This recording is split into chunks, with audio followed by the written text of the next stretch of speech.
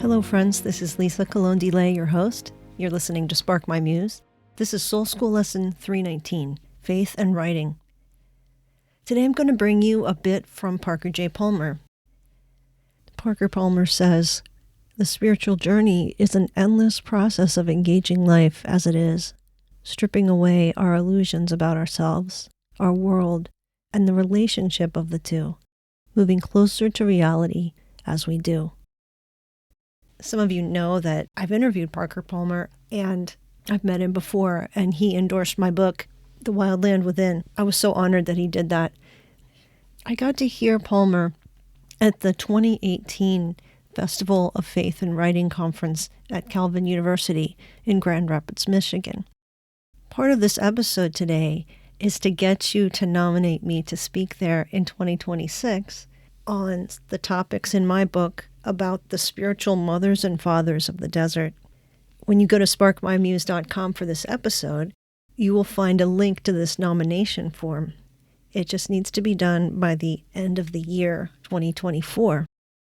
I would love for the topics in my book to be shared in a broader way, and this particular conference seems to be a very fitting one to do that.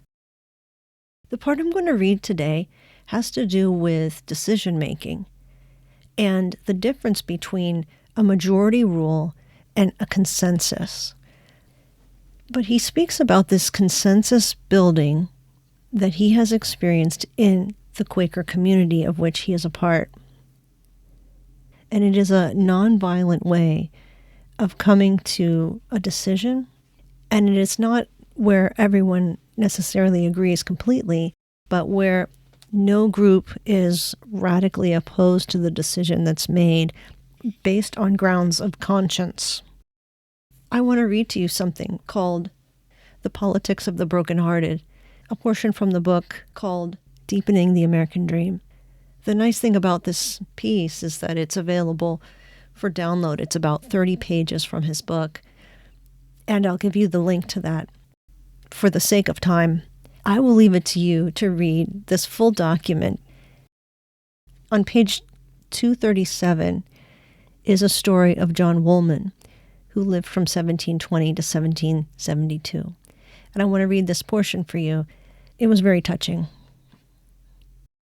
He quotes Terry Tempest Williams, who writes, "The human heart is the first home of democracy." Palmer writes, "Consider the story of John Woolman, a Quaker who lived in colonial New Jersey.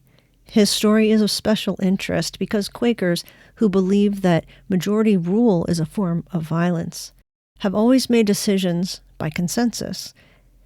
And the decision at stake in Woolman's story was of immense moral urgency.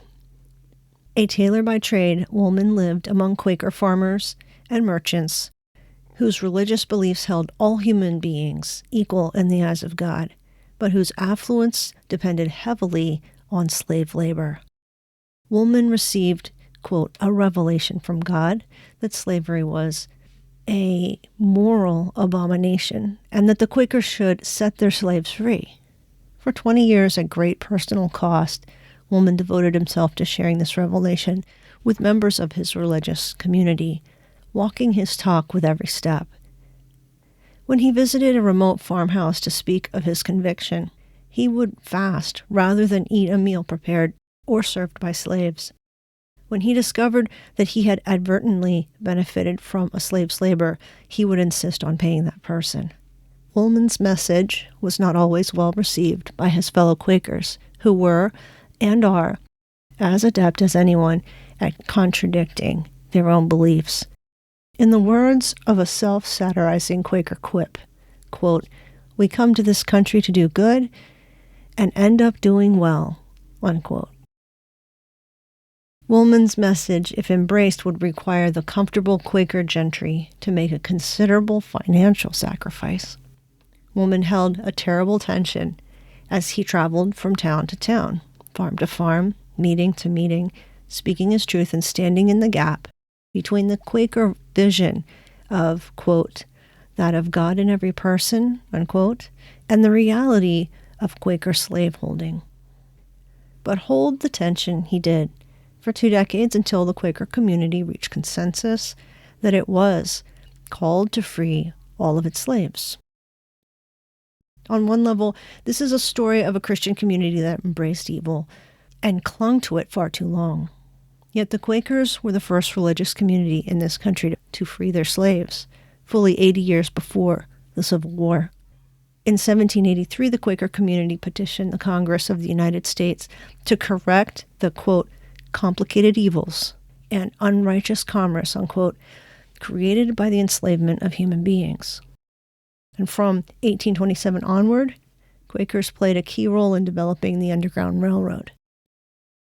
Quakers took a stand against slavery early in American history, partly because of one man. John Woolman was willing and able to hold the tension between belief and practice. But it is important to note that the entire Quaker community was willing and able to hold that tension until its members were open to the way of life congruent with their deepest convictions. They refused to resolve the tension prematurely, either by throwing Woolman out or by taking a vote and allowing the slavery-approving majority to have its way. Instead, they allowed the tension between vision and reality to break their individual and collective hearts open to justice, truth, and love. I recognize the irony of praising consensus as a path of creative tension holding in this meditation on democratic politics. All democracies decide crucial questions by majority rule, and I entertain no fantasy that we could, for example, choose a president by consensus, as desirable as that might be. But irony can yield to insight in at least 2 ways. First, if more of us had experience with consensual decision-making in small-scale organizations where the process is practical, in the places that Edmund Burke called the, quote, little platoons, unquote, that ready us for a life-giving relationship to the larger society, more of us would have the habit of the heart necessary to hold tensions creatively in the public sphere. Second, majority rule decision-making would move toward consensus if we took the idea of deliberative democracy more seriously and cultivated the patience required for an ongoing and authentic public debate about our real problems. When voting in a democracy is preceded by extended and intelligent public discourse, we approximate the tension-holding virtues of consensus. Surely Abraham Lincoln had these virtues in mind when he delivered his first inaugural address in 1861, saying, in reference to the pending issue of slavery and secession, quote, "My countrymen, think calmly and well upon this whole subject. Nothing valuable can be lost by taking time. If there be any object to hurry any of you in hot haste to a step which you would never take deliberately, that object will be frustrated by taking time, but no good object can be frustrated by it." Skipping ahead a bit, learning to hold tensions in a life-giving way is a cultural, not a political project.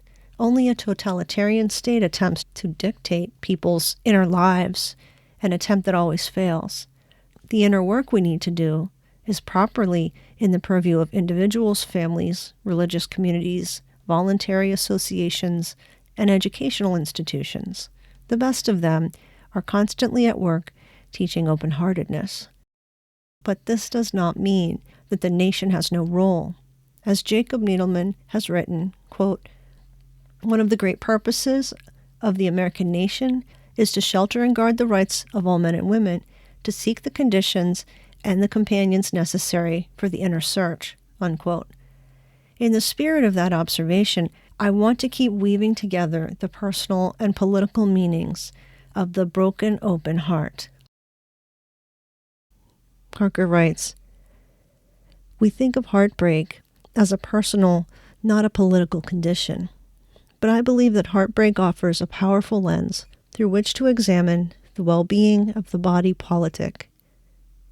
I want to use that lens to examine the way we hold tensions in politics as well as private life, a critical correction in a democracy that rises or falls on our individual and collective capacity to respond to conflict in a life-giving, not death-dealing way.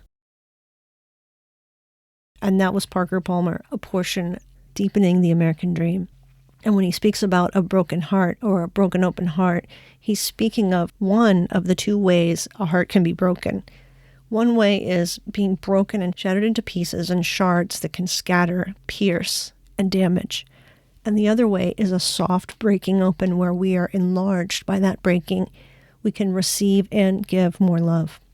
Because this world is a grievous place sometimes, and our hearts will break. It's a guarantee. In this world we will have suffering and heartbreak, but it doesn't have to be the kind of heartbreak that makes us callous and bitter and damaged. If we keep our hearts soft, we remain uncynical, we remain tender and supple to the grace and love of God and loving to each other. It will break open softly, sacrificially, lovingly. About his legacy, he says, I want my inner truth to be the plumb line for the choices I make about my life, about the work that I do and how I do it, about the relationships I enter into and how I conduct them. Thank you so much to all of you supporting the podcast and my weekly work, my writing, and everything else that goes into the resources and things that I do each week. It makes a huge difference to have support like this. On the topics of my book, on the Desert Fathers and Mothers, I ask that you might help me with a nomination to speak at the Festival of Faith and Writing. Once again, you just go to sparkmymuse.com or lisadelay.com, and you will find a way to click to that nomination page. You can also go directly to the Calvin Center for Faith and Writing by going to ccfw.calvin.edu/festival. I hope you'll reach out and contact me with any questions or any reflections or thoughts you have. And until next week, I wish you blessing and peace.